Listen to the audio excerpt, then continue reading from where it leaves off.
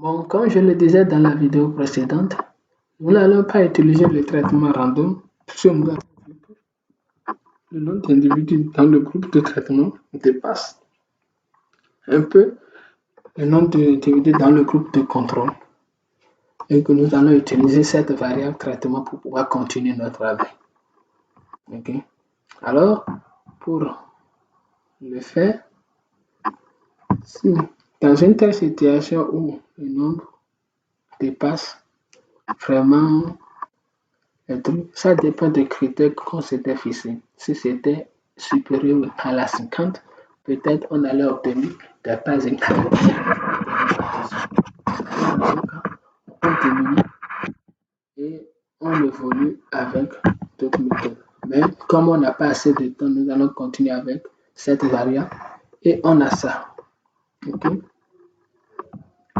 Une fois que cela est fait, on nous a dit que le coefficient du variable de traitement, ici nous allons mettre variable de traitement, est l'effet moyen causal du traitement. Ok? Alors, quand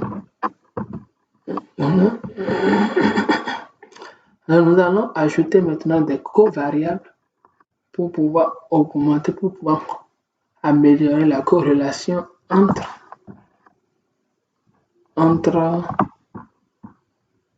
les deux variables là. Alors pour le faire, on va utiliser le random ici, traitement, voilà. Nous voyons que notre variable est encore plus significative. À ce niveau, on ne tient pas trop compte de R carré, puisque le R carré mesure en quelque sorte la variance entre les erreurs, entre l'écart de variance des séries temporelles. Donc ça n'a pas trop d'importance à ce niveau. On se fie simplement aux probabilités et aux coefficients. Alors nous voyons ici que le traitement ici augmente l'autonomisation des femmes, c'est-à-dire les transferts de fonds augmentent l'autonomisation des femmes de 15 points par rapport à leur état initial. Et pour le faire, pour vérifier cela, on peut peut-être afficher les graphes résultats de l'effet moyen que nous allons appliquer ici. On fait traitement, simplement traitement. Voilà, vous voyez, le traitement ici, ça a augmenté de 15 points, plus que le niveau initial. Vous voyez, donc ça a augmenté de 15.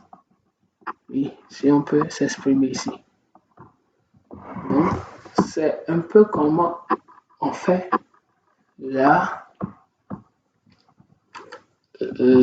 randomisation, méthode d'évaluation par randomisation. Méthode d'évaluation par randomisation.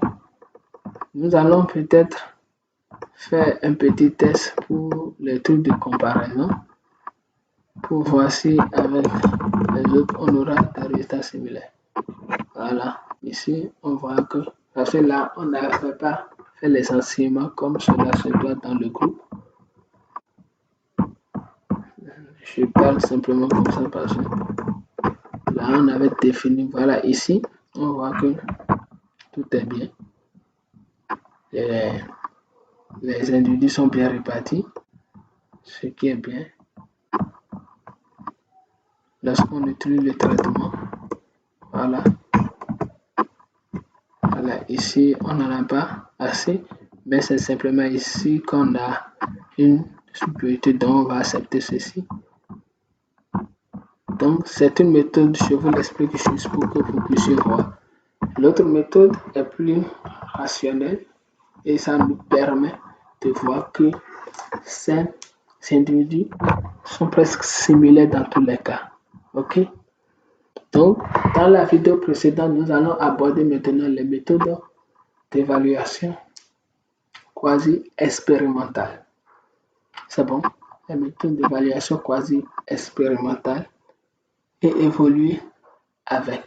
Merci à tous et à tout à l'heure.